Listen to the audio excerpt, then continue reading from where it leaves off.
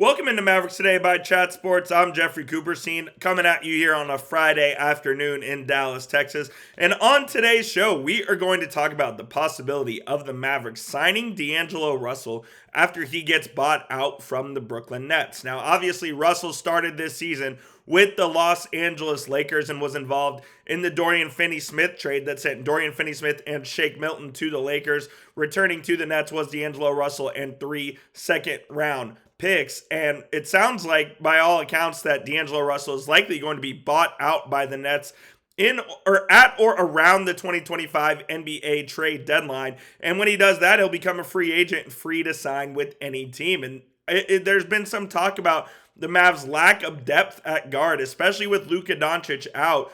Kyrie Irving, he's nursing a shoulder injury. The Mavs are trying to load manage him a little bit, and there are nights where when both Luka and Kyrie don't play, you're relying on Spencer Dinwiddie and Jaden Hardy to play heavy minutes. The other night in Sacramento, you had Brandon Williams playing heavy minutes as well.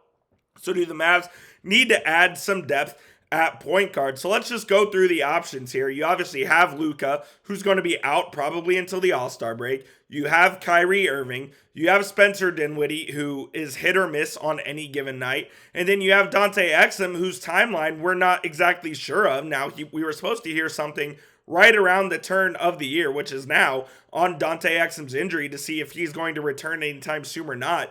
We haven't heard anything on Exum yet, so we'll see how that pans out. But I kind of do think the Mavs need some guard help at this point. And, I'm not a huge fan of D'Angelo Russell, if I'm being honest with you. I really think on a minimum contract, he's the exact same guy as Spencer Dinwiddie. This year for the Lakers, he's averaged 12.5 points, less than 3 rebounds, 5 assists.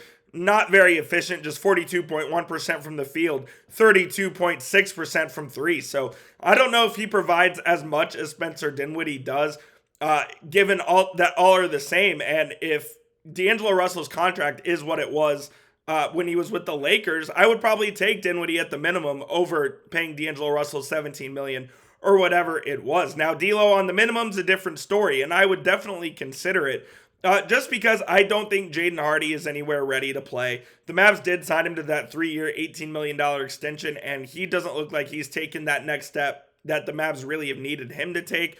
We don't know Dante Exum's status, so I would consider it if I was Mavs GM Nico Harrison. Now, the Mavs would have to create a roster spot in order for this to happen, and that could come via a trade at the trade deadline if the Mavs look to upgrade their wing position or elsewhere. So there's options here, but D'Angelo Russell is a name I've seen thrown around on Mavs Twitters, and I wanted to address it. But let me know what you guys think down in the comment section. Do you think the Mavericks should sign D'Angelo Russell? Type S for sign or type P for pass. This is going to be the pinned comment on today's show. I'm going to tell you about our sponsor, which is PrizePicks, here in just a moment, but let me know down there in the comment section whether or not Nico Harrison should go and sign D'Angelo Russell. And this show is, of course, sponsored by PrizePicks. We absolutely love PrizePicks here at Mavericks Today, and PrizePicks is the best place to get real money action while watching your favorite sports. And you can now win up to 1,000 times your money on PrizePicks. It's super easy. All you do is pick more or less on 2 to 6 player stat projections and watch the money roll in. Run your game all season long on PrizePicks. And PrizePicks now offers MasterCard for quick and easy deposits and withdrawals into your account this sports season. And they put their members first, so all withdrawals are fast, safe, and secure. And when my picks hit, I can get my money in as quick as 15 minutes. Sign up today and get $50 instantly when you play $5. You don't even need to win to receive that $50 bonus. It is guaranteed. Look, PrizePicks offers weekly promotions that could lead to big payouts as well. Like, for instance, on Tuesdays, they have this thing called Taco Tuesday, where they'll discount projections up to 25%. So if the normal projection was Luka Doncic, 32.5 points, they would discount it down to 28. And if you hit that and pair it with 1 to 5 other projections, you can win easily. Again, download the app today and use code CLNS to get that $50 bonus when you play your first $5 lineup. Again, download the app today and use code CLNS to get that $50 bonus when you play your first $5 lineup. It is PrizePicks. Run your game. That link will be clickable in the comments and the description of today's show. Shout out to PrizePicks for sponsoring this episode of Mavericks Today. All right, back to the Mavs. These next 10 games are an absolute gauntlet, starting tonight with the Cleveland Cavaliers. And the Mavs' lack of depth there at the guard position is rearing its ugly head. Right now, you're going to have Spencer Dinwiddie playing a lot of minutes. And I know I went off on him earlier in the season. You're just going to have to live with what Dinwiddie is giving you, whether it's good or bad, because the Mavs don't have plenty of options right now. And what was really alarming is in that Sacramento game, Brandon Williams ended up playing more minutes than Jaden Hardy. That is not something you want from a guy you just gave that extension to. Brandon Williams, obviously, on the two-way deal. You also have Jazz Gortman on the two-way contract, who has scoring ability but isn't ready to play a full-time role in the NBA. So would D'Angelo Russell help this team? I think if I were able to sign him tomorrow, yes. But at the NBA trade deadline, the Mavs will have to wait and see what exactly their needs are. Is Luka Doncic back by then? Is Dante Exum back by then? Does that relegate Spencer Dinwiddie down in the pecking order to where he plays less minutes?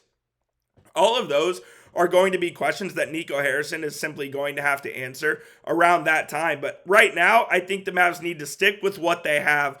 They don't need to panic move and try to even go trade for D'Angelo Russell. They don't need to do that. They don't need to do back channeling to try and get him bought out so he can sign with the Mavs immediately. I just think this team they do need to figure it out with the guys they have now. And in 5 weeks, if the Mavericks don't have it figured out and they do need an extra body at guard and D'Angelo Russell's available, I would consider it. Like I said, I'm not the biggest fan of Russell. I don't think you can start him, but bringing him off the bench, having him a guy who can score as sixth man would be a decent option on a minimum deal. What would the Mavericks move? What move would the Mavericks make to accommodate D'Angelo Russell on this roster? The first thing would be moving Maxi Kleber out. I think he's the one that's going to get moved at the deadline if the Mavericks do anything. And if we know anything about Nico Harrison, is he does like to make those moves at the deadline, so look out for that. I'm not necessarily positive what they're going to do, but I do think they're going to make a move. I do think D'Angelo Russell is an option. I'm not saying they're going to go out and sign him, but I do think he is an option that the Mavs would at least explore as of right now because of their lack of depth at the guard position. They need to get more out of Jaden Hardy. They need to get more out of Spencer Dinwiddie. And if those two happen, then this isn't even a conversation. But until then, you have to explore all options. And D'Angelo Russell, after his trade from the Lakers to the Nets, could be one of them if he is on the NBA buyout market. That's going to be it for today's show. Thanks so much for tuning in. Again, my name is Jeffrey Cooperstein. Please subscribe to Mavericks Today. It's youtube.com/MavsTV. We're covering all of the latest Mavericks news and rumors, analysis. We'll get back to watch parties next week as well, so stay tuned for that. Help us get to 31,000 subscribers. We are so close. Do it for Klay Thompson. Subscribe to Mavericks Today, and we'll see you guys soon here on the channel. Peace out. Have a good weekend.